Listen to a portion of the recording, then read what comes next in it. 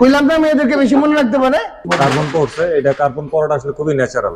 ওহো, এটা একদম পুরা ভালো। আমি এটা বলে দিই, খুব গুরুত্বপূর্ণ। সবাই এমন ভাবে দাঁড়াইছে, মনে হচ্ছে শপথ নিতেছে। কি শপথ নিতেছে ভাই? সামনে রাস্তা শেষ। আসলে সামনে কিন্তু রাস্তা শেষ, এখান থেকে আর রাস্তা নাই। তবে যেখানে রাস্তা শেষ আর সেখান থেকে হয়েছে আমার শুরু। আর শুরুটা হবে আজকে হচ্ছে একটা মোটরসাইকেলের সার্ভিসিং সেন্টার দিয়ে। এটা পড়ছে হচ্ছে তেজগাঁ শিল্প এলাকায়। আর আমার এই হাতের বাম দিকে যে রাস্তাটা আসছে, এইটা আসছে কিন্তু হচ্ছে একদম তেজগাঁর মেইন রাস্তা থেকে, অর্থাৎ বিজি প্রেসের সংলগ্ন রাস্তাটা। এই রাস্তাটা সোজাইছে ঢুকছে এই জায়গায়। আর আমার পেছনে এই জায়গাটা হচ্ছে ফনিক্স টাওয়ার, অর্থাৎ আমি এখন দাঁড়ানো আছি ফনিক্স টাওয়ারের নিচে। আর ফনিক্স টাওয়ারের ঠিক অপোজিটে, এই একদম অপোজিটে আমি হাঁটতেছি যেদিকে, এই জায়গাটাতেই হচ্ছে সেই মোটরসাইকেলের সার্ভিসিং সেন্টারটা। এটার নাম হচ্ছে মোটর ডক। এটা হচ্ছে মোটর ডকের আঙিনা, একদম উপরে কিন্তু সাইনবোর্ড দিয়ে লেখাই আছে এটার নাম হচ্ছে মোটর ডক। আর মোটর ডকের সাইনবোর্ডের পাশে সুন্দর করে কিন্তু লেখা আছে অ্যাডভান্স মোটরসাইকেল সার্ভিস সেন্টার। অনেক সার্ভিসিং সেন্টার আমি দেখছি, কিন্তু কোনো সার্ভিসিং সেন্টারের স্লোগান হিসাবে আমি কিন্তু এরকম কথা দেখি নাই। এখানে লেখা আছে যেটা অ্যাডভান্স মোটরসাইকেল সার্ভিসিং সেন্টার। তো চলেন আসলে মোটর ডকের ভেতরে যাই আর আসলে দেখি যে অ্যাডভান্স মোটরসাইকেল সার্ভিসিং সেন্টার, এই যে তারা নামকরণটা করছে, তো আসলে তারা কতটুকু কি অ্যাডভান্স, এটা আসলে ভালোভাবে জানতে হবে। প্রচুর প্রচুর কাজ বাকি আছে। আর তাদের লোকেশনটা বাইরে তো একবার দেখাইছি, প্লাস গুগল ম্যাপের লোকেশনটাও কিন্তু আমি স্ক্রিনে দিয়ে দিলাম, সহজে কিন্তু দেখে আসা যাবে। আর ম্যাপে কিন্তু মোটর ডক যদি লেখা হয় তাহলে কিন্তু লোকেশনটা খুবই সহজে চলে আসবে। CBR 150, এটারে মারাত্মক রকম পোস্টমর্টেম চলতেছে। এই যে এটার ঘিলা কলিজা সব এই জায়গার মধ্যে কিন্তু খুলে এনে রাখা হয়েছে, একদম পুরোপুরি ভাবে ঘষাঘাষি করা হচ্ছে। আর ঘষাঘাষির সাথে জড়িত আছে বর্তমানে 3 জন ব্যক্তি। একজন হচ্ছে সাইদ ভাই, মোটরডকের ফাউন্ডার এবং ওনার, আর হচ্ছে আরেকজন কারিগর বাদল, আর এদিকে আছে মোটরডকের অ্যাডভাইজার শাহেদ হাসান আবির ভাই, ইঞ্জিন বাবা হিসেবে আমরা যাকে মাঝে মাঝে ডাকি আর কি।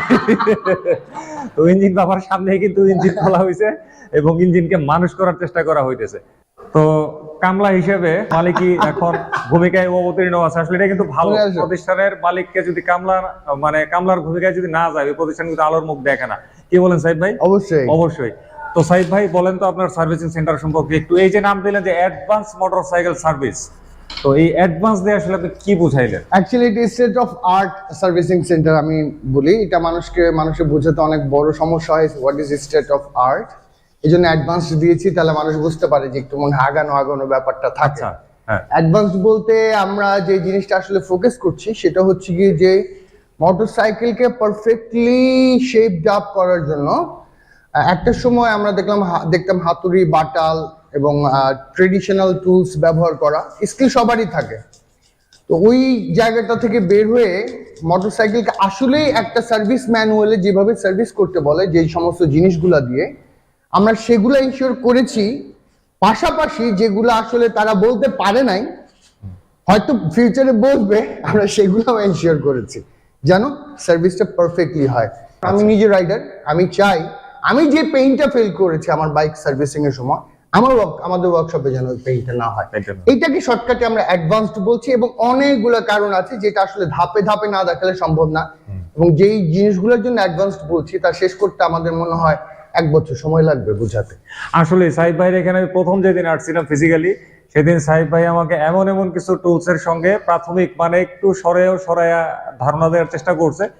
ওই দিন আমার কাছে মনে হয়েছে যে আসলে এটা অ্যাডভান্সও না, আমাদের দেশে এটা অ্যাডভান্স প্রো লেভেল টাইপের ওয়ার্কশপ করে ফেলছে সাইদ ভাই। আসলেই কিন্তু প্রো হালকা, আসলেই তাই। সাইদ ভাইয়ের এখানে আমি দেখছি এমন কিছু টুলস আনছে তারা। এটা আসলে আমরা ইউটিউবে দেখছি যে ইউরোপের অমুক দেশে বা অমুক গ্যারেজে বা আমেরিকার অমুক গ্যারেজে বা ওয়ার্কশপে বা ইন্ডিয়ার কোথাও এরকম টুলস দিয়ে কাজকর্ম হচ্ছে, যেটা আমাদের দেশে একেবারেই নতুন। আমি অনেক সার্ভিস সেন্টার আজ পর্যন্ত ঘুরছি, কিন্তু এই ধরনের ইকুইপমেন্ট আসলে এখন পর্যন্ত আমার চোখে পড়ে নাই। তো সাইদ ভাইয়ের এই মোটরডক নিয়ে কার্যক্রম আজকে কেবল শুরু হলো আমার চ্যানেলে, এবং এটা কিন্তু অনেক দিন চলবে। আজকে শুরুটা করবেন কি দিয়ে ভাই? আজকে আমরা একটা যক্ষা না ক্যান্সার বলবো, ক্যান্সার সিবিআর আছে, ক্যান্সার সিবিআর। যদি যেটা নিয়ে কাজ করছি এটাও ক্যান্সার আসলে। এটা প্রায় শেষের দিকে। আচ্ছা, তো ক্যান্সার সিবিআরটা আমরা করব, এটার অনেকগুলো সেকশন আমরা কাজ করব এবং অনেকগুলো সেকশন আমরা কাজ করেছি। তো তো ক্যান্সারটার আজকে ইঞ্জিন ফাটাবো। ইঞ্জিন ফাটাবে? হ্যাঁ, ইঞ্জিন ফাটানোর বিষয়টা খুব চমৎকার। কেন ইঞ্জিন ফাটানোর ক্ষেত্রে বাংলাদেশের মেকানিকরা এটার উপরে অনেকগুলো প্রেসার দেয়, এতে অনেকগুলো ইম্প্যাক্ট হয়, অনেকগুলো স্ক্র্যাচ পড়ে, অনেকগুলো ঝামেলা হয়। লাগানোর ক্ষেত্রেও তাই, এবং ফাটিয়ে ওইটাকে বুঝার ক্ষেত্রেও বিরাট বড় একটা সমস্যা হয়। তো আজকে আমরা বাইকের সবচেয়ে জটিল কাজ যেটাকে বলে ইঞ্জিনের কাজ, ওটা করব আমরা। ওটা নিয়েই আজকে করব, কারণ ওটা অনেক বড় একটা সেশন। এখন কতক্ষণে শেষ হয় বোঝা যাচ্ছে না। তো ঠিক আছে, চলেন তাহলে এবারে সিবিআর এর ইঞ্জিন ফাটানোর কাজে আমরা নেমে পড়ি। নাকের যে ফুটা এত বড় বড়, এখান থেকে ইন্দুর ঢুকবে, তুই কোন নিঃশ্বাস নিবি, বুঝলি? এটা ঢুকাইতে পারো, তো ইঞ্জিনটা ধর।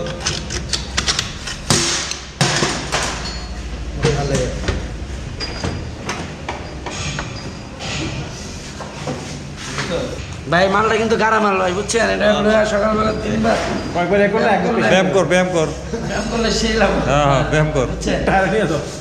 টাকা এসে সইজে গেল। হ্যাঁ, ওই ইঞ্জিন সেকশন ওখানে নিয়ে মালটা কিন্তু সেই ভাই, বুঝছেন? হ্যাঁ, ভালো করছস। সকালে ভাত যা খাইছস সব হজম হয়ে গেছে। আবির ভাই মেয়েদেরকে মনে রাখতে পারে বেশি। হ্যাঁ, এই বলতো এই দিলওয়ালে দুলহানিয়া নিয়ে লে যাएंगे নায়িকা কে? কইলাম না মেয়েদেরকে বেশি মনে রাখতে পারে। আমাদের মাঝে আফগানিস্তানের আরেকজন হিরো চলে আসছে এইমাত্র। এই হ্যাঁ, প্লাস্টিকের হাতুড়ি ডালে ঠিক আছে, ওই জায়গা ওই যে গানটা ওখানে আমি স্প্রিং দিয়ে দিচ্ছি, অসুবিধা নেই। আপনি এটা ক্লাস সাইডের দাম কত বললেন? 26,000 অ্যাসেম্বলি। আর যদি বাটি শুধু কেনা হয় তাহলে ইঞ্জিনের হেড একদম খোলা হয়ে গেল। ওটা তেলের তো ভাই সিম্পল যাবো ভাই। কয়টা আছে? পিস্টনের অবস্থাটা একটু দেখি। কার্বন পড়ছে, এটা কার্বন পড়াটা আসলে খুবই ন্যাচারাল।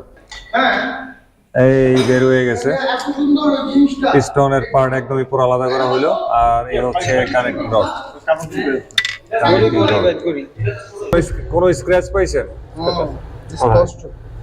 ওহো, এটা একদম পুরা ভালো স্ক্র্যাচ পড়ছে। তার মানে এটা যে চালাইছে সে খুবই রেড লাইনার। Red liner. এখানে দাগ নাই?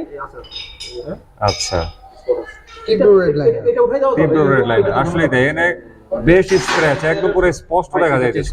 এইটা হ্যাঁ, এইটার স্পটটা অনেক কম, কিন্তু ওইটার স্পট এক পাশের স্পট অনেক বেশি। এটা তো স্পট আছে দুইটা দিকে চোখে পড়ে, কিন্তু ওইটার চেয়ে ভালো। বাস, ক্লাস সাইড খোলা হয়ে গেল। দেখা আমার যাক ক্লাস সাইড অলরেডি এটা হ্যাঁ একবার খুলেছি এবং এটাকে মাউন্টিং টাউন্টিং। ও, আগে একবার খোলা হয়েছিল না? আমি টাচ করতে আগে স্টকটা। হ্যাঁ, খুব স্প্রিং আসলে।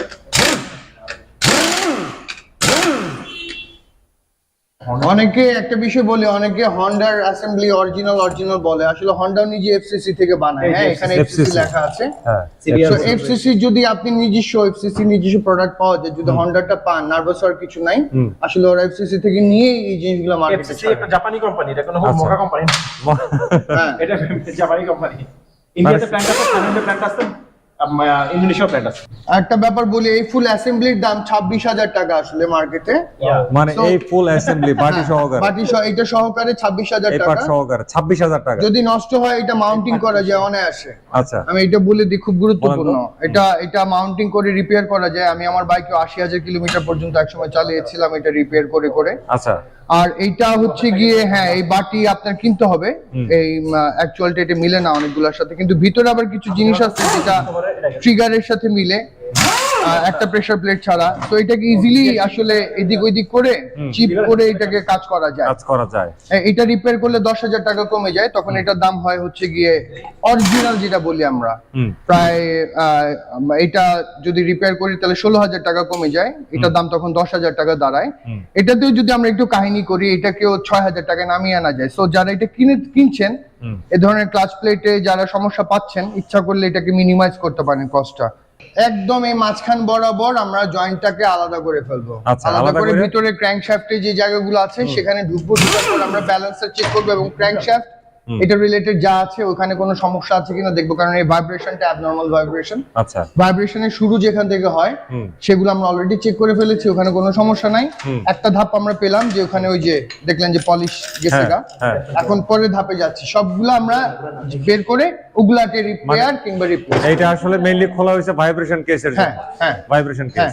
অনেক গাড়িতে এক্সটার্নাল ভাইব্রেশনের কিছু জিনিস হন্ডাতে এটা ভিতরে দেওয়া, যেমন ব্যালেন্সার। balancer। এটা যদি আমরা বাইরে থেকে চেক করতে পারতাম তাহলে আমাদের হাফ কাজ এখনই শেষ। এবং এটা এর আগে খোলা হয়েছে কিন্তু এই ইঞ্জিন অন্য একজন আপনার এখানে খোলা হয়েছিল? হ্যাঁ। ও না, অন্য না, জায়গায়। অন্য জায়গায়। অন্য জায়গায়, আচ্ছা আচ্ছা এবং কেন খোলা হয়েছে ওইটা কাস্টমার নিজেই জানে না। আচ্ছা আচ্ছা আচ্ছা আচ্ছা। সবাই এমন ভাবে দাঁড়াইছে মনে হচ্ছে শপথ নিতেছে। কি শপথ নিতেছে ভাই? এই ইঞ্জিনকে ঠিক করিয়া ছাড়িব। সবাই হাত দিয়ে ধরছে, সবাই শপথ নিতেছে।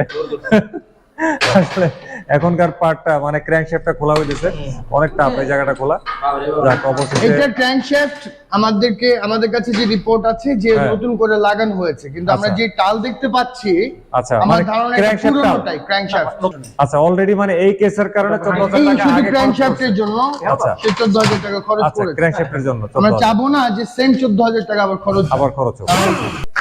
এবার একটা যন্ত্র ব্যবহার করা হবে ইঞ্জিনটারে আরো খোলার কাজে। সাইবে এটা কি ভাই? এটা পুলার ইঞ্জিন স্প্লিট করার জন্য স্পেশালি এটা আনা হয়েছে। এটা আচ্ছা। কাজী ইঞ্জিনকে স্প্লিট করা। আচ্ছা আচ্ছা। ও 3 নম্বরটা আনতাছি। এই বার্নিয়ার টানো।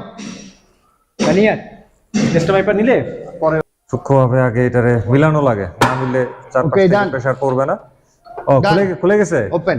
ও এই যে খট করে একটা শব্দ হলে খুলে গেছে। এই যে ওপেন। আটাটা খুলে গেছে। আটাটা খুলে গেছে। ও ওয়াও, পুরোটা ওপেন। আচ্ছা আচ্ছা। মানে কোন ধরনের এই জায়গায় কিছুই করা লাগে কিছুই করা লাগে না। জাস্ট এটারে তিন দিক দিয়ে টাইট দিছে, জি। আর এই জায়গায় দিয়ে প্রেসার দিয়ে ক্র্যাঙ্কের Pressure প্রেসার দিছে। দিয়ে ওটাকে আলাদা করা হয়। আলাদা করে ফেলছে। দারুণ দারুণ দারুণ। প্রত্যেকটা জিনিস অক্ষত আছে, কোনো অক্ষত। সমস্যা হয় না এবং কেউ বলতে পারবে না যে এটা স্প্লিট করা হয়েছে। আচ্ছা আচ্ছা। না, দারুণ, এই জিনিসটা খুবই ভালো লাগছে। আজকে আমি প্রথম দেখলাম আপনার এখানে এসে। এটা বাংলাদেশে আমি কারো কাছে দেখি নাই। This is what we call advancement. এখন এখানে যেটা সমস্যা হচ্ছে এই ব্যালেন্সের একটা সাইড প্লে চলে আসছে। আচ্ছা সাইড প্লে চলে আসছে, এটার কারণে টাইমিংটা নষ্ট হয়ে যায়। টাইমিংটা 0.5 ডিগ্রি বা 0.6 ডিগ্রি এদিক ওদিক হয়ে যায়। মানে একটু ফলে গেজাইতেছে একটু গেজাইতেছে, এই জিনিসটা গেজাইতেছে। সাধারণত আরো বেশি গেজায়, কিন্তু এটাতে যেহেতু সিরিয়াস ভাইব্রেশন হচ্ছে, আমার মনে হচ্ছে এটাই মেইন কারণ। এখানে এই রাবারটা এবং এখানে একটা স্প্রিং আছে, এটা বদলাইতে হবে। আচ্ছা। এটা বদলালে এই প্লেটা তখন আর থাকবে না, তখন ব্যালেন্সারটা প্রপারলি কাজ করবে। তো এইটা কি সাইব ভাই? এটা হচ্ছে কি ক্র্যাঙ্কশ্যাফটের যে বেয়ারিংটা আছে আচ্ছা। ওটা সচরাচর মানুষ ছেনি দিয়ে বাইরে বাইরে খুলে। জি। তো এটা আসলে ওই বেয়ারিংটা খোলার জন্য। তো আমরা যে কটা ইঞ্জিন এখন পর্যন্ত খুলেছি কোনোটাতে এটা আমরা ইউজ করি নাই, কোনোটা করার দরকার পড়ে নাই। তো এইটাতে আমরা এই প্রথম ইউজ করবো শুধু বেয়ারিংটা বের করার জন্য, আচ্ছা আচ্ছা। যেন ক্র্যাঙ্কশ্যাফটে অ্যাডিশনাল কোনো হ্যামারিং না হয়, কারণ ওটা আরো টাল হয়ে যাবে, তখন অনেকগুলা সমস্যা তৈরি করবে। বুঝতে পারছি। যাক, এই জিনিসটাও কিন্তু ভাই আজকে আমি প্রথম দেখছি আপনার। এই জিনিসটা কারোর কাছে নাই, আমি দেখিনি আগে কখনো। কারোর কাছে নাই। ও ওনার কাছে আছে। আচ্ছা, আপনার কাছে এক piece আছে, তো আপনি একটু শোকেজে সাজিয়ে রেখে দেন। আমি ইউজ করি। আচ্ছা, আপনি ইউজ করেন। সরি, আবার রাগ করেন না। তো যাই হোক, দেখি এটা দিয়ে কিভাবে কি খুলে। যাও। ভাই কি আজকে আসেন এখানে? হোন্ডা চালাবে ব্যালেন্স 80 সাল থেকে এসে রয়েছে। বাহ। যে আরো মাপ অনুযায়ী জিনিস আনতে হবে নাকি ভাই? জি জি জি, আরো 4 সাইজ মিনিমাম লাগবে। হ্যাঁ, এটার একটা সুবিধা হচ্ছে কি এটা করলে যে শ্যাফটটা আর আঘাতপ্রাপ্ত হবে না। আচ্ছা আচ্ছা। শুধুমাত্র বেয়ারিংটার উপরে শুধু বেয়ারিংটার উপরে চাপ পড়বে এবং বেয়ারিংটা আমরা যেহেতু রিপ্লেস করব সেহেতু এটা ধ্বংস হয়ে গেলেও কোনো সমস্যা নাই। একদম পুরোপুরি ফিটিং। ধরতে একটা এটা টাইট দিলে কোনো ভালো লাগলো জিনিসটা দেখে। এই তো বেয়ারিং খুলে গেছে, কত ইজি। স্পকেট ধরাই হয় না, ছুঁয়েও নাই। কোনো ধরনের টাকার কিছু করা আমি তো প্রেমে পড়ে গেলাম শালা, তাই না? আমি প্রেমে পড়ে গেছি। তো দেখাচ্ছিলাম এতক্ষণ সিবিআর এর কাজকর্ম 2021 মডেল 150R। তো এইটার এই যে বেয়ারিং গুলা এখানে 1 2 3 4 5 6 7 8 9 মানে যত ধরনের বেয়ারিং পাওয়া গেছে ইঞ্জিনের ভিতরে এবং ক্র্যাঙ্কের বেয়ারিং সহকারে প্রত্যেকটা বেয়ারিং এ আসলে কিন্তু ড্যামেজ হয়ে গেছে, এই কারণে এগুলাকে চেঞ্জ করা লাগতেছে। আর এই হচ্ছে এটার ক্র্যাঙ্কটা, এই হচ্ছে ক্র্যাঙ্ক। সর্বোপরি এই বাইকের অবস্থা আসলে কিন্তু খুবই গুরুতর অবস্থা। এটার কারণ হচ্ছে কি, এইটার যে মালিক তিনি প্রচন্ড রাফ এন্ড টাফ এই বাইকটা রাইড করতেন। যাই হোক, তিনি এত টাকা দিয়ে এই বাইক কিনছে রাফ এন্ড টাফ চালানোর জন্য, সেটা তার ব্যাপার। কিন্তু এই রাফ এন্ড টাফ চালানোর কারণে যে ক্ষতিগুলা হয়েছে সেটাই আসলে দেখানো হলো। আবার এদিকে কিন্তু এটার যে ব্যালেন্সার শ্যাফটের এই দুই পাশে দুইটা রাবার, এই দুইটা মূল সমস্যা আর কি এটা, যেটার কারণে ভাইব্রেশনটা প্রচুর বাইরে গেছিল।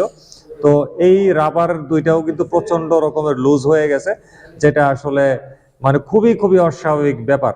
তাছাড়া এই ভেতরে এই জায়গায় এই যে এগুলার কি যেন বলে, ভুলে গেছি এটার নাম যেন কি ভাই, ওয়াশার সরি, এটা হচ্ছে ওয়াশার। এখানে 4-5টা ওয়াশার থাকে। এই ওয়াশারের 1-2টার অবস্থাও কিন্তু খারাপ হয়ে গেছে।